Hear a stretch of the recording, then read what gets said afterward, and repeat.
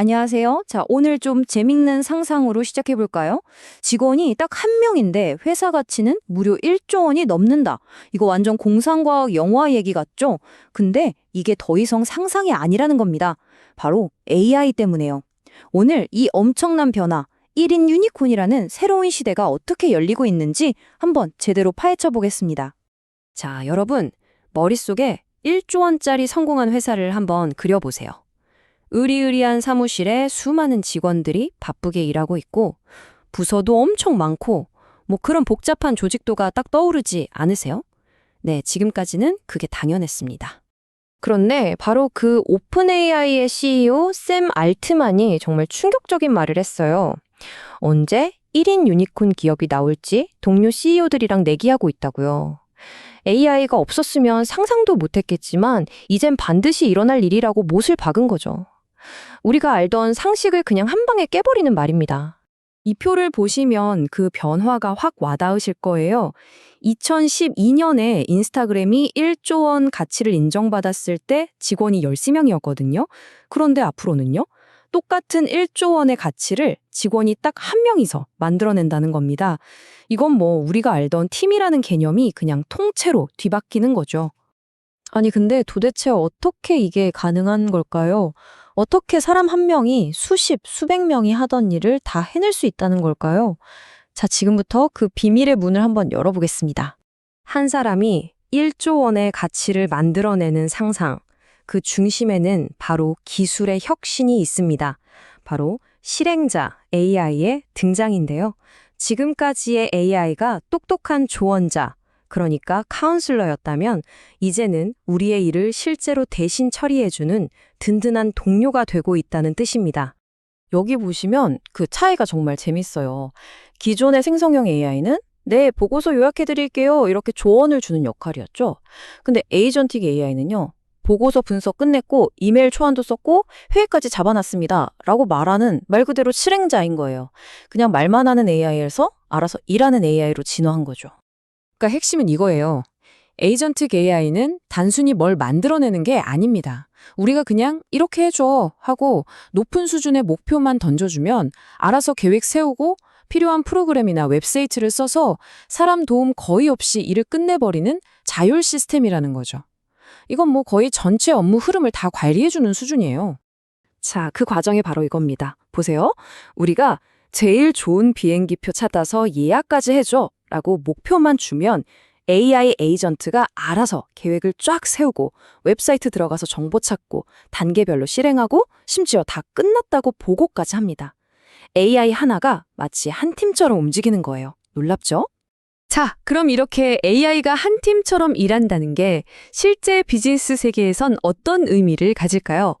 이제부터는 구체적인 숫자를 보면서 비즈니스의 계산법 자체가 어떻게 바뀌고 있는지 한번 확인해 보겠습니다. 이 숫자 진짜 믿기시나요? AI 이미지 만들어주는 미드전이라는 회사 직원이 한 11명쯤 되거든요? 근데 직원 한 명당 매출이 무려 1,800만 달러. 우리 돈으로 하면 거의 240억 원이에요. 보통 잘 나가는 회사도 직원 한 명당 매출이 몇 억 수준인 걸 생각하면 이건 뭐 아예 다른 세상 얘기죠. 원래 스타트업이 투자를 받으면 그 돈의 대부분, 거의 75%는 어디에 썼을까요? 바로 직원들 월급, 인건비였어요. 그런데 AI가 이 공식을 완전히 박살내버리고 있습니다. 수십 명의 인건비가 이제 몇몇 AI 구독료로 그냥 대체가 되는 거죠. 이 표를 한번 보세요.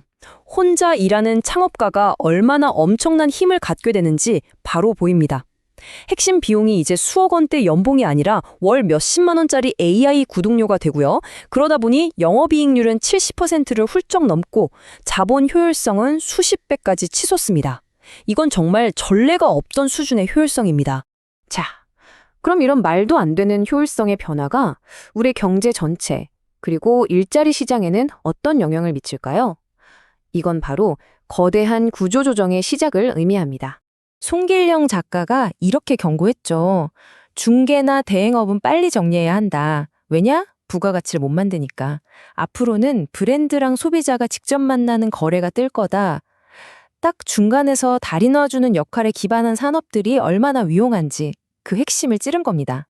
여행사, 부동산 중개, 광고 대행사, 보험사, 그리고 법률사무소의 보조 인력이나 고객 서비스 센터까지 결국 정보를 중간에서 전달하거나 업무를 조율하거나 아니면 맨날 똑같은 정보 처리 업무를 하는 일자리는 전부 근본적인 위기를 맞게 되는 거죠.